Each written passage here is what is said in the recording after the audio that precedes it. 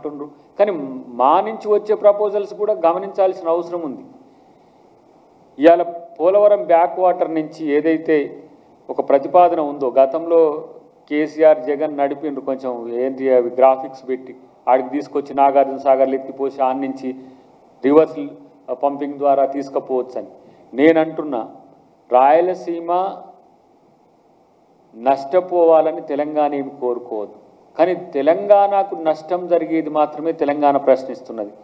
దీన్ని రెండు రాష్ట్రాలకు సంబంధించిన ఒక సమస్యగా తీర్చిదిద్ది కాంగ్రెస్ ప్రభుత్వము ఈరోజు తెలంగాణకు అన్యాయం చేయడానికి ఇలా చూస్తుందని చెప్తున్న హరీష్ రావు, నీ అజ్ఞానాన్ని నువ్వైనా సరిచూసుకో.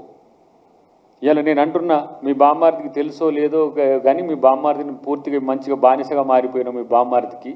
కానీ ఇవాళ తెలంగాణ ప్రజలను, తెలంగాణ వాళ్ళను బానిసలుగా మార్చే ప్రక్రియ మీరు చేసిండ్రు.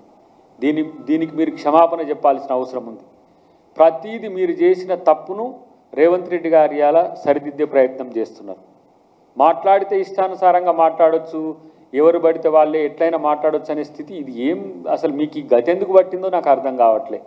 సబ్జెక్ట్ ఉన్నప్పుడు సబ్జెక్ట్ ఉన్నట్టు బిల్డప్ ఇస్తున్నారు, చివరాఖరికి వచ్చేసరికి ముద్దాయిలుగా మీరే తెలిసేసరికి మళ్ళీ దాని నుంచి ఫ్రస్ట్రేషన్ వస్తున్నది. ప్రత్యేకించి నేను ఈరోజు అడుగుతున్న హరీష్ రావును, దీని మీద వీలైతే కాంగ్రెస్ పార్టీ, నేను మా ముఖ్యమంత్రి గారిని కూడా కలిసి నేను విన్నవించుకునే ప్రయత్నం చేస్తా. ఎందుకంటే ఈ సత్యాలన్నీ కూడా ప్రజలకు తెలవాలి.